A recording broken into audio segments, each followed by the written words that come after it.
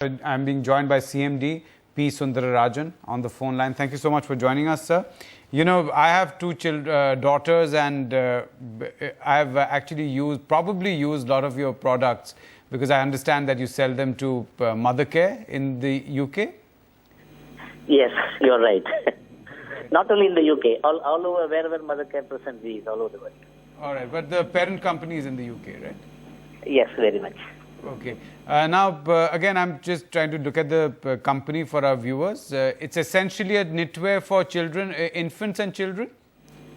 Yes, you are right. We are manufacturing and exporting only for infants and children. And we are the second largest as on 2014 report by Technopack. Second largest in? The country. In the country. In this segment. Okay. Mm-hmm.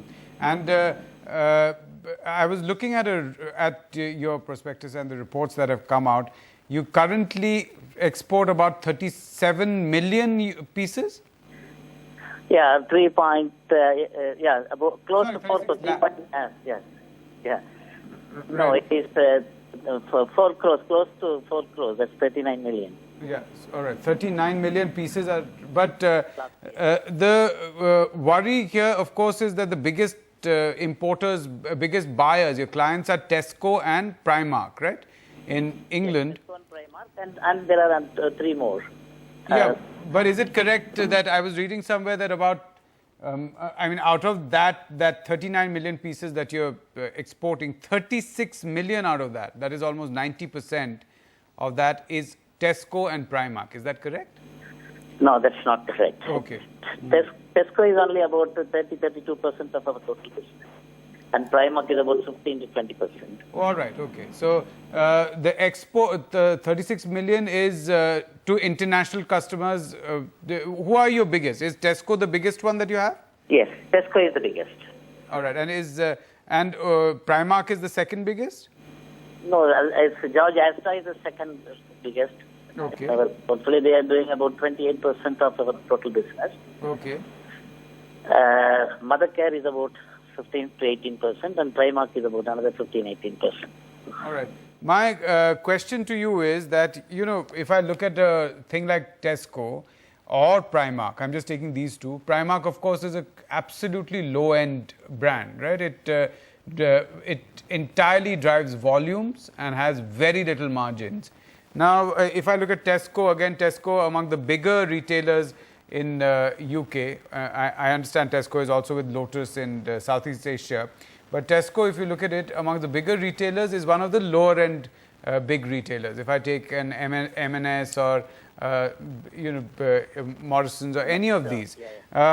So clearly these are all low margin retail players, which means that you as their big supplier would also have to maintain very low margins. Actually, I should mention that we are in the segment of fashion. We are purely into the fashion segment of infants and children, where there are more of embellishments, more details such as embroidery, printing, handwork, such as all there. And this is like this, the Primark and Tesco are working on low margins. As well as we also we go by the actual costings and all the inputs, everything taken into costing, and any raw material fluctuations or foreign exchange fluctuations all been taken into account while costing every time. So we are comfortable. Probably Marks and Spencers and Next and others may be working on little bigger margins. So that's the difference. Right. No. So again, as I'm saying that for these big buyers, they would want you only because you're able to supply something cheap, right? No, that's not the case. Okay. So our strengths are our capability in the fashion, because it's an infant product. It requires a very, very sensitive product safety thing. Like chemicals, dyes, what you use, and no any broken needles in the garment. These are all very sensitive things required, and the fit is very perfect. And the compliances, volume, and embroidery printing facilities. So there are not many players in this segment to compete with us. So the entry barrier is very strong there. That's the reason why they want to increase the business with us. Not because of the cheap price. Our standards are very high, at par with any high street retailers. No, whether it be I in understand the Primark or standards, but I'm saying that if one goes into a Primark ever, then it's essentially almost a commodity place. It's everything, even the high, even as you said, the fashion items are sold very low. As I'm saying, that the concern for an investor who's watching us would be that you supply to, as you said, mother care is slightly higher end, but your supplies are also to two slightly low margin retailers. And but do you have long-term contracts which ties them into you? Yes. See, before going to that one, I would mention that. See, as far as we are concerned, only their retail prices are different, but the price what they are paying to us, be it Marks and Spencers or Mothercare or Primark or Tesco, our price is the same for all, and our standards are uniform for all. So only their margin differs. And if you look at Primark today, their standards are increasing, and gradually they are exiting all poor quality standards. They are becoming fully compliant with better quality standards. So there is a lot of difference in Primark. Okay. Do you have long-term contracts out here? Yes. So all these customers, we are associated with them for between 16 years to 23 years, close to two decades of business. So which means every year they give us next 3 years visibility of their business plan, so that we plan our capacity. Okay. And based on that, we always have order book for 4 months. No, so no, when you say they give you 3 years visibility, are they tied into you for 3 years? No. Or can they change? Because let me just compare with the history of Walmart.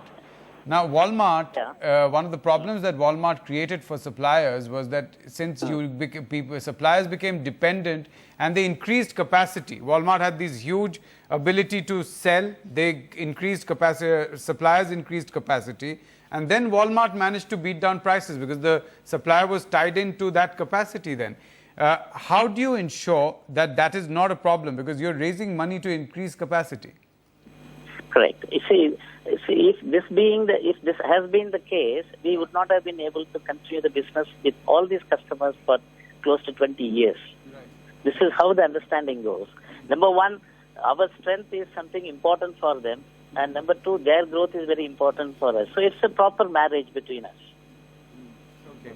And if there is a problem in even capacity, then we'll start reducing. They give us the time, not that over one season, they don't drop the business. They'll gradually drop it, because even they cannot shift all the business to somebody else. Okay, so that actually I was going to come to that question about capacity. Now, as you said, that you're in the higher end fashion business, and when it's for children and infants, it has to be hypoallergenic. There have to be various kinds of things that you have to look at.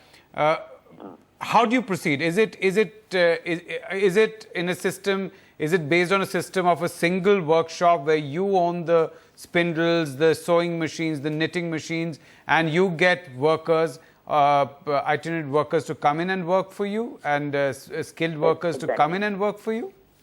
Yeah, it is. It's a kind of everything all solutions under one roof, which means we do the product developments with the help of their designers, and based on the products, and every season the range has been built and the order has been confirmed. And so after the development, the order has been placed. So we have a fully vertical setup right from yarn. Of course, there is a knitting which is missing, and a portion of yarn is missing. That is where we are raising the money for the fully captive requirement. Then our own dyeing, our own embroidery, our own printing, 100% sewing in-house. So we are able to give a very clear transparency to our customers with full of complaints: no child labor, no bonded labor, no sexual harassment, no minimum wage issue, no overtime issues. So all these things give them the comfort, and based on that, we do our business.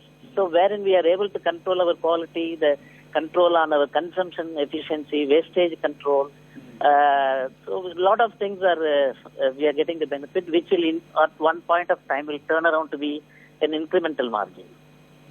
But the question again, that brings me to the question that isn't there a model available by which you can actually, what used to be called in the old days, put out the production? I mean, if I look at some of those big fashion brands, fashion retailers, let's say something like Zara, which is obviously you're not in the same position, they are giving it out to smaller companies, and they supply, and they have a very fast and quick change in season and the number of days in which they keep a particular garment. Is there a model by which the money that you're raising, that expansion does not require you to have the equipment? No, definitely we need to, the customers want everything to be produced in-house by us. That is what they prefer due to the compliance issues. So and we have a kind of hub and spoke manufacturing model where we have everything centralized and only the sewing portions, sewing activity will be taken care of in various factories in and around our place, about 60 kilometers radius. This is our hub and spoke model. But the customers regarding our children products are concerned, the fashion not required to be quickly turned around because they know what is going to be after 6 months. So this is how it goes. If it is for ladies, mostly for ladies, the fashion turnaround period is going to be quick. So it's not the problem for us. Okay. Revenues, more than 80% depended on exports. A lot of it exposed directly to the UK, as you pointed out. Whether it's Mothercare, whether it is Tesco, these are all British companies. With Brexit and the collapse in the pound, what has happened to your foreign exchange? Do you hedge? How do you deal with it? Yes, first of all, although the customers are British, but they have the presence in most of the countries. All their outlets, everything is. They do a lot of international business as well. Some may do 60% international, 40% domestic UK. Some you get paid in dollars or you get paid in pounds? What is the currency? The split of currency is 50% of our business is US dollar, and 30% is sterling pound, and the balance is euros. Okay, all right. So this 30% business, the time we book the orders, immediately we hedge it. Okay, you hedge it immediately. All right. Okay. Yeah. And have there been any foreign exchange losses in this particular in the last 1 month or so that you've had, or the hedging is balanced because out? all 90% have been already covered, so the remaining we always keep open, so that's not a big deal. So when we do the costing based on the prevailing currency, and immediately we hedge it, so there is no issue on this risk. So there are three things I understand that you're raising the money for. The key thing is, of course, retire some debt and also expand.